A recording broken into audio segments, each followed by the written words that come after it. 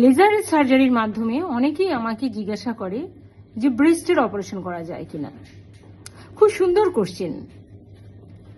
Laser সার্জারির মাধ্যমে ব্রেস্টের operation এখনো পৃথিবীর কোনো জায়গায় করা যায় না, তবে রেডিও ফ্রিকোয়েন্সি অ্যাবলেশন RFA তার মাধ্যমে বিনাইন ব্রেস্ট ডিসঅর্ডার মানে ব্রেস্ট ক্যান্সার ছাড়া অন্যান্য যে টিউমারগুলো হয় ব্রেস্টে, সেটা কাটাছেঁড়াবিহীন রক্তপাতবিহীন ভাবে আল্ট্রাসোনোগ্রামের মাধ্যমে রেডিও ফ্রিকোয়েন্সি অ্যাবলেশনের মাধ্যমে ব্রেস্টের সার্জারি করা যায়। তবে অবশ্যই এখানে যথাযথ ট্রেনিং এর প্রয়োজন আছে, হাতে কলমে ট্রেনিং এর প্রয়োজন আছে।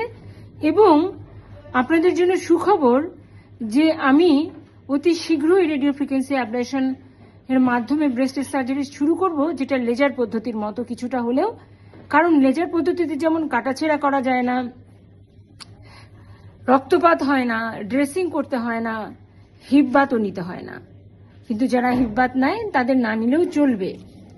ঠিক সেরকমই রেডিও ফ্রিকোয়েন্সি অ্যাবলেশনের মাধ্যমেও কিন্তু কাটাছেঁড়া ছাড়া রক্তপাতবিহীন ভাবে ব্রেস্টের টিউমার অপারেশন করা হয়।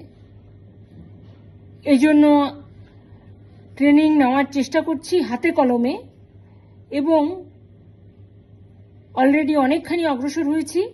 আশা করি সামনে লেজার পদ্ধতিতে পায়েস ফিশার ফিস্টুলার মতো ব্রেস্টেও আমরা রেডিও ফ্রিকোয়েন্সি অ্যাবলেশন ব্যবহার করে আমি ব্রেস্টের সার্জারি করতে পারবো।